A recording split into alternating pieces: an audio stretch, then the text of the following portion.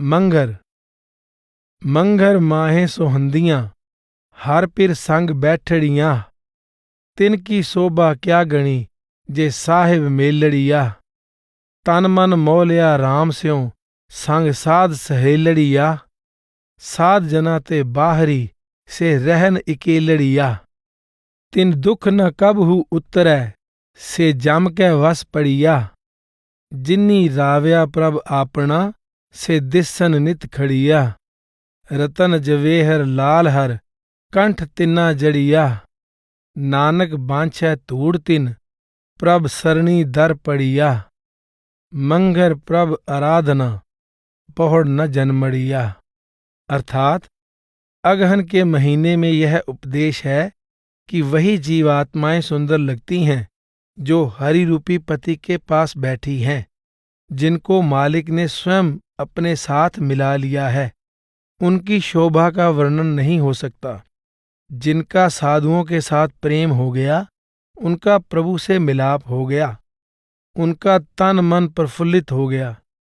पर जो साधु जनों से दूर रह गईं, वे अकेली रह गईं।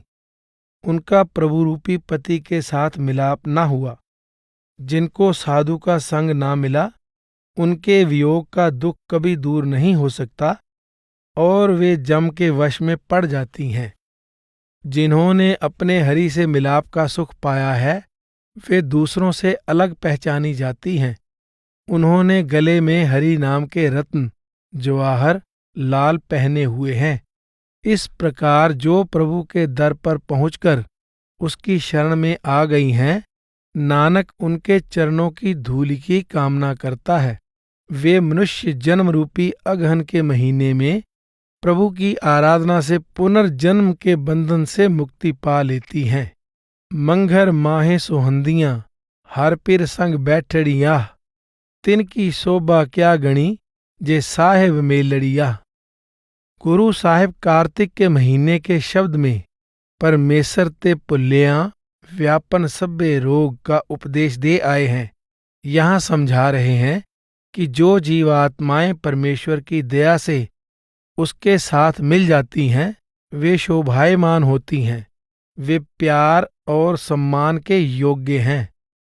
परमेश्वर तो सदा मनुष्य के साथ है, लेकिन मनुष्य परमेश्वर के साथ नहीं है। यही उसका सबसे बड़ा दुर्भाग्य है। जिस जीवात्मा रूपी स्त्री को अपने पति परमेश्वर से मिलाप का सौभाग्य प्राप्त हो जाता है, उसकी महिमा वर्णन नहीं की जा सकती। इस दुनिया में भी बड़े लोगों के साथ मेल मिलाप रखने वाले को हर ओर से मान सम्मान मिलता है। इसी प्रकार जिसको लोक और परलोक दोनों के स्वामी उस परमपिता परमेश्वर का साथ प्राप्त हो जाए, उसकी लोक परलोक दोनों में जय जयकार होती है। गुरु साहिब ने सुखमनी में ऐसे प्रभु भक्तों को भक्त, साधुजन, गुरुमुख, संत, ब्रह्म ज्ञानी आदि कहा है। आप कहते हैं कि प्रभु की तरह उसमें समा चुके ऐसे पूर्ण पुरुषों की बड़ाई बयान से बाहर है। तन मन मोलिया राम स्यों, संग साध सहेलड़िया। गुरु साहिब कहते हैं कि जो सौभाग्यशाली जीवात्माएं संतों की शरण में आ गईं, उनका तन मन सदा राम के प्रेम के रंग में रंगा रहता है। वे दुनियादारों की संगति त्याग कर सदा प्रभु के प्यारों की संगति में रहती हैं। इस प्रकार वे भी साधु रूप हो जाती हैं। साध जना ते बाहरी, से रहन इकेलड़िया। तिन दुख न कबहू उतरै, से जम के वस पड़िया। जिनको संतों की संगति नहीं मिलती, वे माया के रंग में रंगी रहती हैं, जिसके कारण उनका प्रभु रूपी प्रियतम के साथ मिलाप नहीं होता। वे प्रियतम के वियोग में दुखी रहती हैं। उनको इस लोक में भी सच्चा सुख नहीं मिलता और मृत्यु के बाद भी यमदूतों के हाथों वे सताई जाती हैं। गुरु साहिब की वाणी है, जम जम मरै, मरै फिर जम्मै, बहुत सजाए पया देस लम्मै। जिन कीता तिसै न जानी अंधा, तां दुख सह पराणियां। जो अभागा जीव अपने कर्ता से मिलाप नहीं करता, वह 84 के लंबे चक्कर में पड़ा हुआ दुखों की चक्की में पिसता रहता है। आप कहते हैं, पाप करेंदड़ सर पर मुट्ठे, अजराइल फड़े फड़ कुट्ठे, दोजक पाए सिरजन हारै, लेखा मंगै बाणियां, संग न कोई भैया बेबा, माल जोबन तन छोड़ वंजेसा, करण करीम न जातो करता, तिल पीड़े ज्यों कहानियां।